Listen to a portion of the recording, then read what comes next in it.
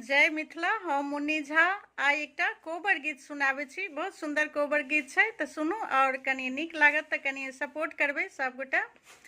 कोबर लिखल जे सासु आमा आउरो जे सरे हो जी रे।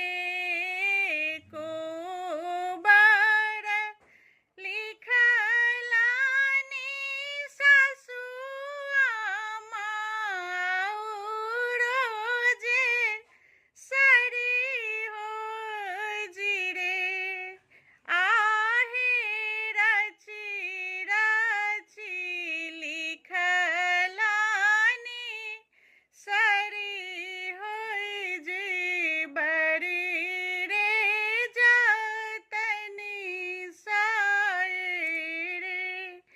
आहे रची रची लिखलानी सासु आमा